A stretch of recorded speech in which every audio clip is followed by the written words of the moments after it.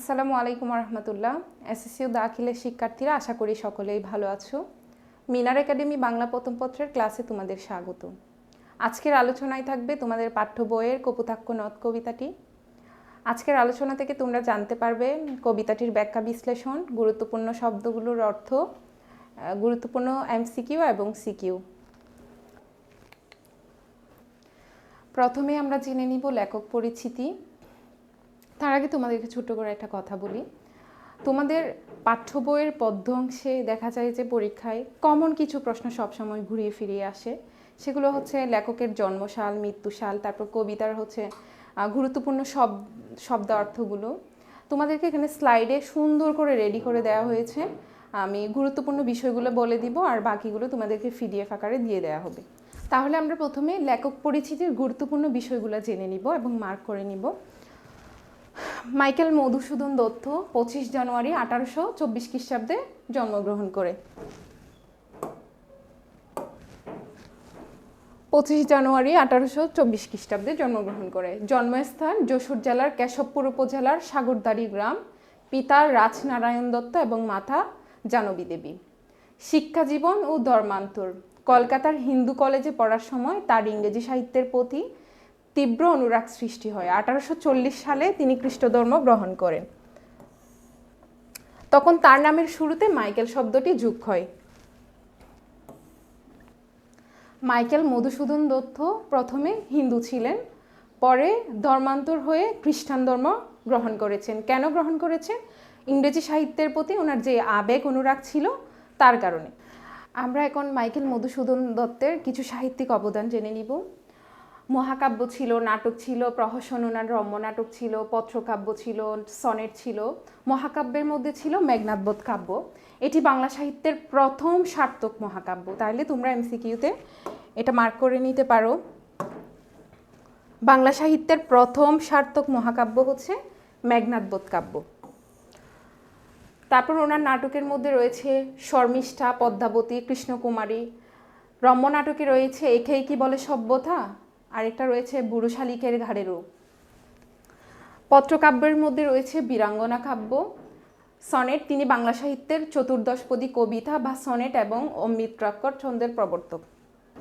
তাহলে তোমরা এটাও এমসিকিউতে রাখতে পারো, অমৃতাক্ষর ছন্দের প্রবর্তক কে? মাইকেল মধুসূদন দত্ত। সংক্ষেপে তোমাদেরকে যদি কপোতাক্ষ নদ কবিতার প্রেক্ষাপটটা বলি, কবি কিন্তু এই কপোতাক্ষ নদ কবিতাটি বাংলাদেশে লেখেন নাই, তিনি ফ্রান্সে বসে লিখেছিলেন কবিতাটি। কবির যখন স্বদেশ প্রেম মমতা জেগে উঠেছিলেন তখন এই কবিতাটি লিখেছিলেন। তাহলে এই কবিতাটি আবার চতুর্দশপদী কবিতাবলী কাব্যগ্রন্থের অন্তর্গত। এটা তোমরা মার্ক করে রাখতে পারো। এই কবিতা কোন কবির কোন কাব্যগ্রন্থের অন্তর্গত? চতুর্দশপদী কবিতাবলী। 1870 সালের 29শে জুন কলকাতায় এই কবির মৃত্যু হয়। তাহলে সংক্ষেপে আমরা কবি পরিচিতিটা জেনে নিয়েছি। এখন আমরা কবিতার সংক্ষিপ্ত ব্যাখ্যা বিশ্লেষণগুলো জানবো। আমি তোমাদেরকে কপোতাক্ষ নদ কবিতাটি একবার পাঠ করে শোনাচ্ছি। সতত হে নদ তুমি পড়ো মোর মনে, সতত তোমার কথা ভাবি এই ভিরলে। অর্থাৎ কবি এখানে একটা নদের কথা বলেছে, অর্থাৎ এটা কপোতাক্ষ নদ, যেটা কবির মনে সব সময় কি মনে পড়ে। সতত যেমতি লোক নিশার স্বপনে, শুনে মায়া মন্ত্রধ্বনি তব কলকলে। জোড়ায় এখান আমি ভ্রান্তির চলনে। অর্থাৎ কবি কি স্বপনে, নিশীতে, রাতে কি সবসময় একটা নদীর কি কলকল শব্দ শুনতে পায়। বহু দেশ দেখিয়াছি বহু নদ দলে, কিন্তু এই স্নেহের তৃষ্ণা মিটে কার জলে। অর্থাৎ কবি বহু দেশে কি নদ দেখেছে, নদী দেখেছে, কিন্তু কোনো নদ নদী ওনার তৃষ্ণা মেটাতে পারে নাই। দুগ্ধশ্রুতরূপী তুমি মাতৃভূমি স্তনে।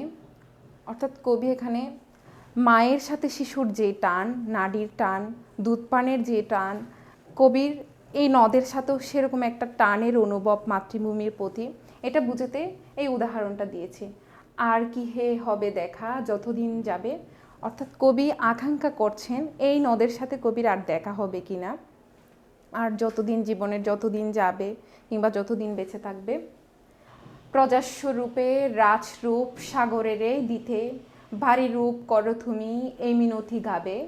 বঙ্গজ জনের কানে শতে সকারিতে, নাম তার এ প্রবাসে মজি প্রেম ভাবে, লইছে যে তব নাম বঙ্গের সঙ্গীতে। শেষের কয়েক লাইন একটু কঠিন রয়েছে, অর্থাৎ প্রজাস্য রূপে রাজরূপ সাগরের দিতে, ভারী রূপ করো তুমি। অর্থাৎ কবি এখানে বোঝাতে চেয়েছেন প্রাচীনকালে প্রজারা যেমন রাজাকে কর দেয়, কপোতাক্ষ নদও তেমনি সাগরের দিকে বয়ে গিয়ে তাকে জলরাশি উপহার দিচ্ছে। অর্থাৎ এখানে সাগর হলো রাজা আর কপোতাক্ষ নদ হলো তার প্রজা। নদ তার জলরূপ কর বা খাজনা সাগরের হাতে তুলে দিচ্ছে। এই মিনতি গাবে বঙ্গজ জনের কানে সকা সকা রীতে। অর্থাৎ কবি নদীকে কেবল নদ হিসেবে নয়, বরং বন্ধু হিসেবে সম্বোধন করেছেন। তিনি চান নদ যেন বন্ধু হিসেবে বাংলার মানুষের কাছে কবির কথা পৌঁছে দেয়। নাম তার এ প্রবাসে মজি প্রেম ভাবে, লইছে যে তব নাম বঙ্গের সঙ্গীতে। অর্থাৎ কবি চান নদ যেন বাংলার মানুষকে জানিয়ে দেয় মধুসূদন প্রবাসে থাকলেও তার হৃদয় পড়ে আছে বাংলার মাটিতে, এবং তিনি সারাক্ষণ বঙ্গভূমি ও কপোতাক্ষ নদকে শ্রদ্ধাভরে স্মরণ করছেন। 14 লাইনের এই সনেট কবিতার ব্যাখ্যা যদি আমি তোমাদের বলি, অর্থাৎ সুদূর ফ্রান্সে বসে একজন কবি তার দেশের একটা নদীকে স্মরণ করে এই কবিতাটা লিখেছেন।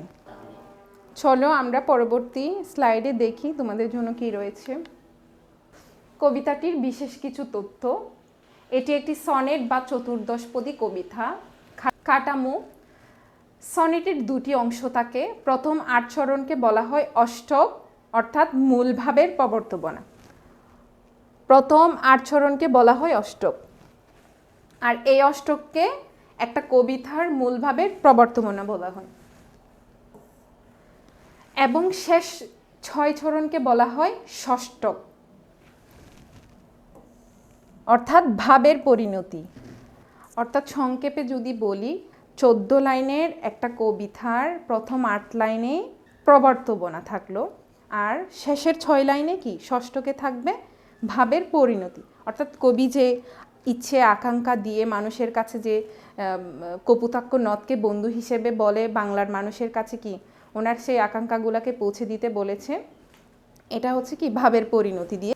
কপোতাক্ষ নদ একটা সনেট কবিতা আমরা প্রথমেই জেনেছি। তাহলে এই কবিতার একটা গুরুত্বপূর্ণ বিষয় আমরা জেনে নিই। সনেট কবিতা তোমরা যারা সচরাচর ছন্দ পড়েছো তাইলে বুঝতে পারবা, অক্ষরবৃত্ত, মাত্রাবৃত্ত, স্বরবৃত্ত অনেকগুলো ছন্দ রয়েছে। মাইকেল মধুসূদন দত্ত একটা ছন্দের প্রবর্তক।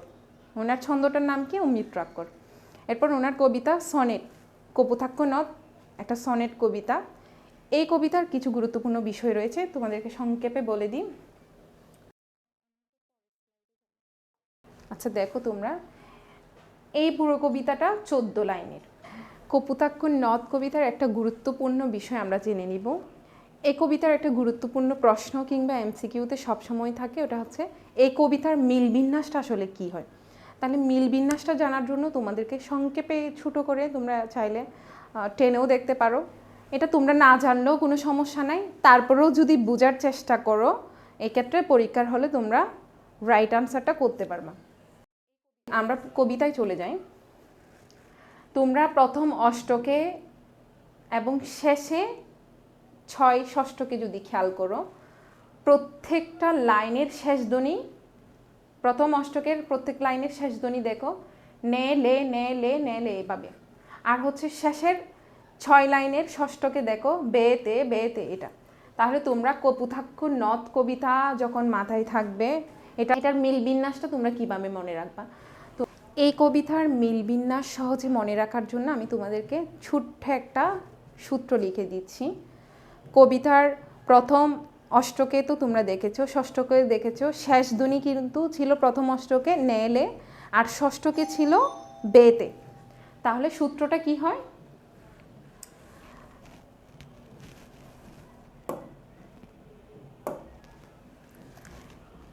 নে অর্থাৎ ক, লে মিল বিন্যাস হবে খ, আর এদিকে শেষ ষষ্ঠকে বে, বে মানে হচ্ছে গ, আর হচ্ছে তে মানে ঘ। তাহলে এই সূত্রটা যদি তোমরা মনে রাখতে পারো, মিল বিন্যাসটা সহজেই তোমরা উত্তরে সঠিকভাবে লিখতে পারবে।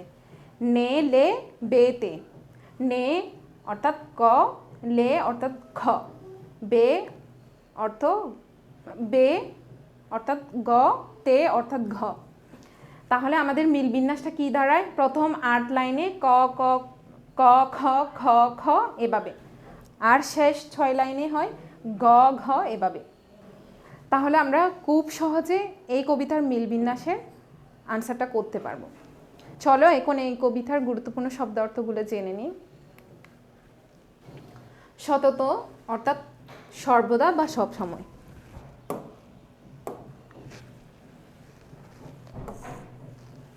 বিরলে একান্ত নিরিবিলিতে বা নির্জনে, নির্জনে দিতে পারো।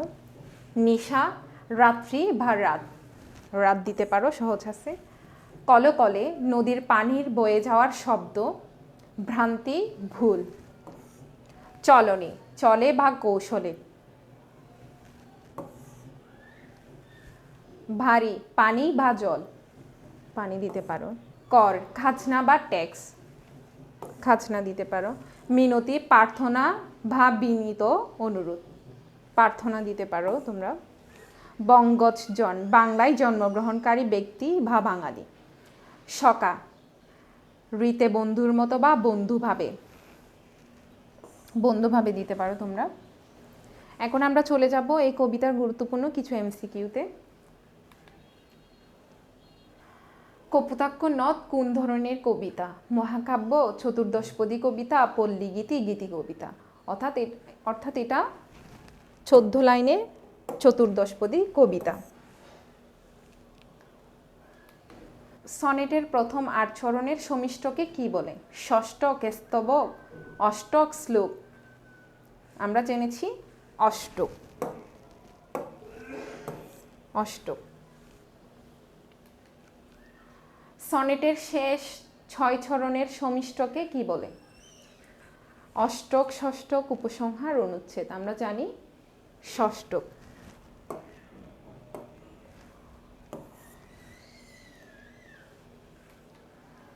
কপোতাক্ষ নদ কবিতার মিল বিন্যাস কোনটি? তাহলে মাত্রই আমরা জেনেছি এই কবিতার একটা সূত্র, নে লে কে ক খতে, আর হচ্ছে বে থেকে হচ্ছে গ গতে। অর্থাৎ আমরা যদি খেয়াল করি এই কবিতাটা 14 লাইনের, তাহলে 14 লাইনের প্রথম 8 লাইনে কি ছিল? ক ক ক ক ক খ খ খ এভাবে ছিল। তারপর হচ্ছে শেষ 6 লাইনে কি ছিল? গ ঘ এভাবে ছিল। তাহলে কি হয়? উত্তর কি দাঁড়ায় মিল বিন্যাসের? খ। সতত শব্দের অর্থ কি? সত্য, সর্বদা, কদাচিৎ, প্রতিদিন, সর্বদা। দুগ্ধশ্রুতরূপী তুমি মাতৃভূমি স্তনে, এখানে কোনটি প্রকাশ পেয়েছে? মমতা, আক্ষেপ, অকৃত্রিম দেশপ্রেম, বিস্ময়। কোনটি? ঘ অকৃত্রিম দেশপ্রেম। ভ্রান্তির চলনে কবি কি শুনেন? মায়া মন্ত্রধ্বনি, বাঁশির সুর, পাখির রাগ, বৃষ্টির শব্দ। মায়া মন্ত্রধ্বনি। কবি কপোতাক্ষ নদকে কার সাথে তুলনা করেছেন? পিতার উপদেশের সাথে, ভ্রাতার স্নেহের সাথে, মায়ের দুধের সাথে, বন্ধুর মিনতির সাথে। মায়ের দুধের সাথে। বিরলে শব্দের অর্থ কি? কোলাহলে, নির্জনে, অন্ধকারে, বিদেশে। নির্জনে। কপোতাক্ষ নদ সাগরকে কি করে? খাজনা দিচ্ছে। মণিমুক্তা, স্বর্ণ, জল বা ভারী, মাছ। জল বা ভারী। আর কি হে হবে দেখা, এই চরণে কবির কোন ভাব প্রকাশ পেয়েছে? আনন্দ, কবির সংশয়, রাগ, অহংকার। কবির সংশয়। মাইকেল মধুসূদন দত্ত কত সালে খ্রিস্ট ধর্মে দীক্ষিত হন? 1842 সালে, 1840 সালে, 1845 সালে, 1850 সালে। 1840 সালে। কপোতাক্ষ নদ কবিতাটি কোন কাব্যগ্রন্থের অন্তর্গত? তিলোত্তমা সম্ভব কাব্য, বীরাঙ্গনা কাব্য, চতুর্দশপদী কবিতাবলী, মেঘনাদবধ কাব্য। চতুর্দশপদী কবিতাবলী। সনেটের প্রতিটি চরণে কতটি করে মাত্রা থাকে? 14টি, 15টি, 18টি, 12টি, 14টি।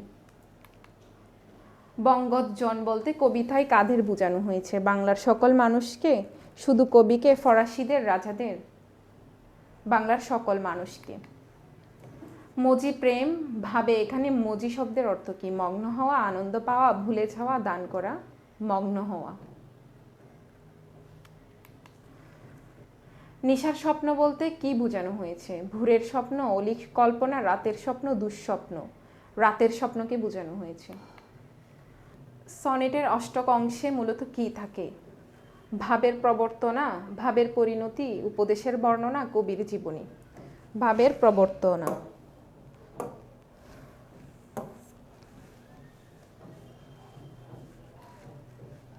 সনেটের ষষ্ঠক অংশে মূলত কি থাকে? নতুন চরিত্র, ভাবের প্রবর্তনা, ভাবের পরিণতি, অলঙ্কারের প্রয়োগ। ভাবের পরিণতি। কপোতাক্ষ নদ কবিতার মূল উপজীব্য বিষয় কি? নদী দূষণ, ব্রাহ্মণিক অভিজ্ঞতা, স্মৃতিকাতরতায় উজ্জ্বল দেশপ্রেম, ফরাসি বিপ্লব।